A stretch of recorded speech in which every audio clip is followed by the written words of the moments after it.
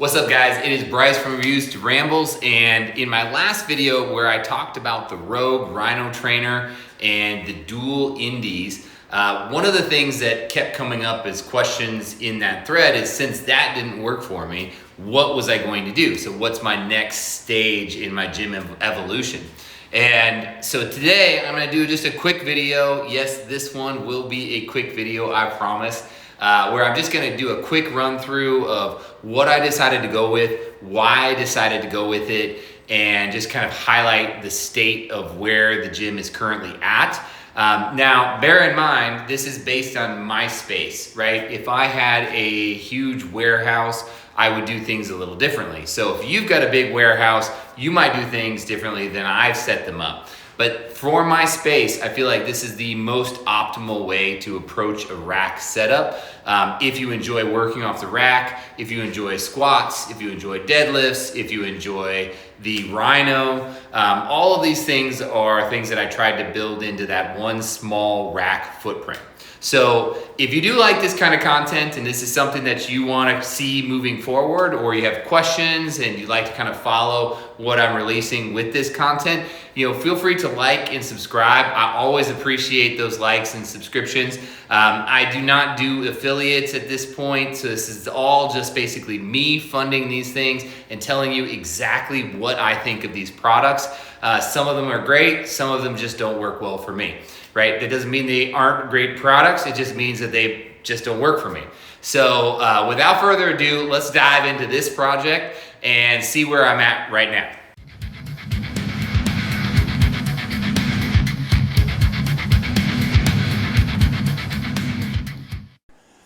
All right, what's up, guys? I am back and let's talk about this rack. So as you notice, I've changed since my intro video, and the reason being is because I tried to record one yesterday and I went all tangential, and I just wanted to give you a quick video, so I decided I would just try it again. So rather than give you a 30-minute video, I'm gonna try to get you somewhere in the neighborhood of 10 to 15. So basically, this video is just going over this particular rack, so it shouldn't take very long, but I do want to give you some of the basic functionality here. So I decided on the 30-inch depth rack with the mounted Rhino. Now, the reason why I wanted the 30-inch rack is so I can do incline off the front of the rack. If you have a 24-inch rack, you cannot back the bench up enough to do incline off of the front of the rack. So your incline is out if you only have a 4-post rack. Now, with all that being said, if you have the space for a 6-post rack, get the 6-post rack, right? Like, that's what I would ideally love to have, because then I could do all my work inside on the front of the rack.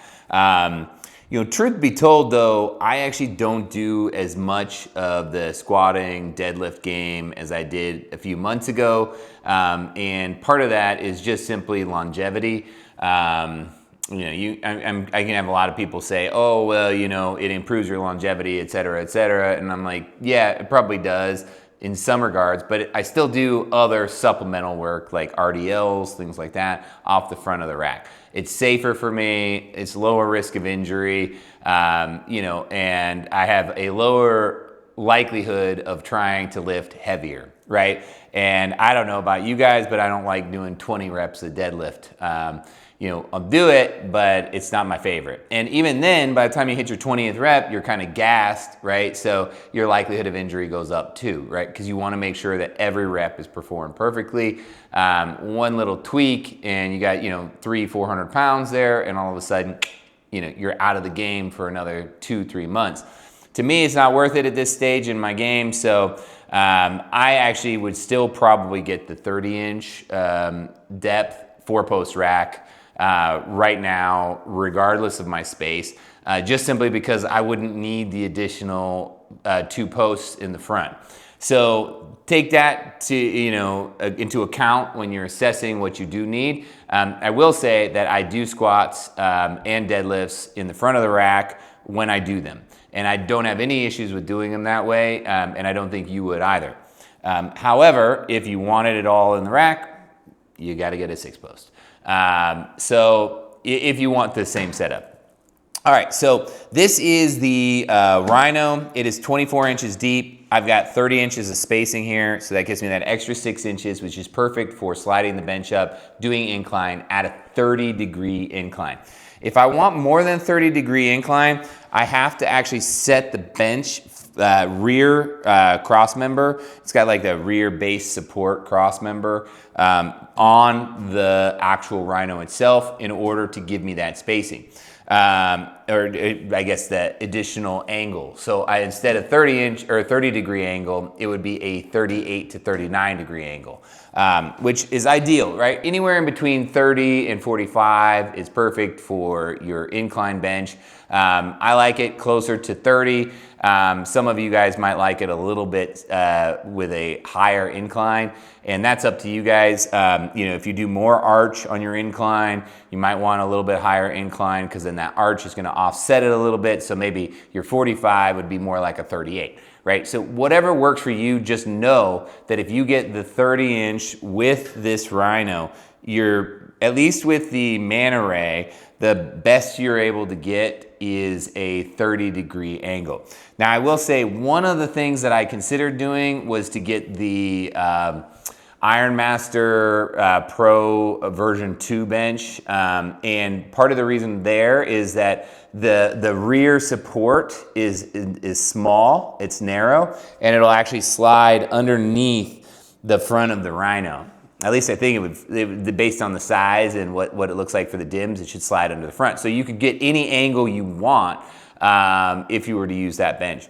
But for me, I can hit all the angles I really need, and if I wanted to, I can set the back of the bench onto the Rhino, and then I can get that extra 8 to 9 degrees. So this is where I do all my work, is in the front. I've got the Oak Club Alpha spotter arms, which are, in my opinion, the best spotter arms on the market. You know, a lot of other companies are coming out with these smaller platform spotter arms, and I'm sure they're probably great. The Oak Club Alphas are 360 degrees, well, almost 360 degrees. If you count this as the end of it, they're completely encased in UHMW. But UHMW basically from here all the way to the front, through the front, and up underneath. And I'll actually show you, I have these, this one's set upright, so with the bottom down here and then the top facing up, you'll see more of a slope. This one I flipped to show you that you could get different angles, or I should say different heights for these spotter arms. So if you're really trying to dial in your bench and you want to have it like just barely above your chest, or just barely below your chest, which is kind of how I like it. So if I let the air out, then it's going to hit that spotter arm. But I don't want it to hit the spotter arm when I'm touching my chest, right? So that's kind of where I like mine, and then you can either go up or down. But these are amazing. In terms of J cups, you can use any J cup you want. These are the Ghost Roller J cups. You do not need those on the Rogue rack. The Rogue rack has a 1-inch amount of play, which is very, very little play. So it's actually not going to be very useful for you on the Rogue rack. If you have a rep rack, instead of the 43-inch spacing or 43-inch width, right, you're going to have 41-inch width, and then you're going to end up having more play with the barbell, so you can actually get more benefit out of a roller J cup like this. So those are the two things. So the rack is 30-inch. The Rhino is the standard Rhino, not the Rhino Trainer. I did not like the way that the Rhino Trainer actually worked or functioned. So I got rid of that, and I've opted for the standard Rhino, which I absolutely love. So I've got that rack mounted here, and it works great. The rack itself, instead of the 90-inch, I opted for the 100-inch rack, and I did that for a couple reasons. One is the simple reason of pull-ups. I'm 6'3", so doing pull-ups made it a lot easier to do pull-ups when I can have my feet completely off the ground, right? So I will show you. So if I'm grabbing this bar, right, then my feet are off the ground, right? So if I do my pull-up, my feet do not ever touch, which I prefer. I just hate that feeling. I don't know why. Maybe I'm just high maintenance, where my feet touch the ground, because then I'm concentrating on doing the pull-ups, and then my feet touch, and then I'm trying not to let my feet touch. So yeah, you can, obviously bend at the knees, but then I'm trying to keep my torso, tight. And so, I don't know, it's just the whole thing. I prefer it this way. And when I do my pull-ups, I just want it to feel that way. So if you don't really care, or if you're a little shorter, you could go with the 90-inch. I will say you're gonna have a lot more flexibility and versatility if you go with the 100, because if you ever decided you wanted to get the Indies, then the Indies are way better on a 100-inch rack than they are on the 90-inch rack. And you can go back and watch my last video where I talk about the difference in the heights for what you would have expected versus what you actually get with those dual Indies if you are using them on a 90-inch rack. So went with the 100-inch, and then instead of doing a standard pull-up bar in the top, I actually did a cross member, and then I added the globe. So you can see I added the globe pull-up bar here. So I use the globe just simply for grip strength. Sometimes I just want to grab on the front, and it works really well. Let's just be honest. I don't use it all the time for the globes, but what I do use it for is, you can see these angles here. These angles are awesome, right? So these work really, really well for everything that I do. So if I'm going for a neutral grip, if I'm going for more of an underhand, kind of slightly slanted grip, this is a really nice way to do it. I can actually do it in reverse, right? So I can actually stand on this side, and then I can do it this way, and I can grab with an overhand at a slight angle. It just works really, really well. And you can get, when you're doing your pull-up, if you're grabbing on the front here, then your head is going to be coming up on this side. So that works just fine. Fan, less than ideal, right? If I had hair, it might get caught in the fan, but I don't, so it doesn't. And I actually have just enough space for my head to pop up there, but if I got aggressive on a pull-up, then yeah, I might chop my head off, or at least just the top of it, so scalp myself a little bit. But I just turn off the fan if I'm gonna do it like that, and then just angle it so that it's got a slot, and then just turn it back on when I'm done. It's easy. And then I'm trying to think what else here. Let me just show you real quick with these. So these are the Oak Club Alphas. You can see this is upside down, right? So it gives me, these are both on the same setting, right? So this is 10, right? So you can see 10, and then on this one, you can see 10, right? But you can see that they are both at a very different height. It's just a subtle difference, but it really offers you a lot more versatility when it comes to how you're gonna dial in your bench or any other movement that you want, like if you're doing squats. I mean, honestly, on squats, I don't really need it that tight. It's really just for bench because you're locked in there. Then I did my weight plates on the back. I use a stainless steel weight plate, and you can kind of see here. Let me see if I can get this to come in. It's CFT Performance. You can't really see the name. I guess I could go over that with a Sharpie and it would pop, but whatever. Either way, CFT Performance, he makes awesome weight horns, so I do like those. I will say I've got to give a plug for Bulletproof for their cloud belt. This thing is awesome. It's basically a neoprene wrap on a Spud Ink style belt with more padding. So it just feels great. I will say that this is the best belt I've ever used. I've got the Rogue belt. I've used the Spud Ink belt. I've used them all, and this one does not chafe. It does not rub. It's awesome. You have to size up from whatever the sizing tells you you should get. So if your size says you should get an XL, get a double XL. If your size says you should get a large, get an XL. That's my recommendation. But if you message Larry, he'll tell you what you should get. They're really helpful about that. got a buddy who got the wrong size, but they were awesome. They swapped it out for him. It was no big deal, but man, it's awesome. So if you do use the belt squat, that is a great way to do it. I'll show you one other thing too. I actually have this thing, which is awesome. This is the Spud Inc. Front squat harness. This thing is just a destroyer of the quads, right? So you basically just put this on and you've got this seat belt that clips into the back. I just cinched the whole thing.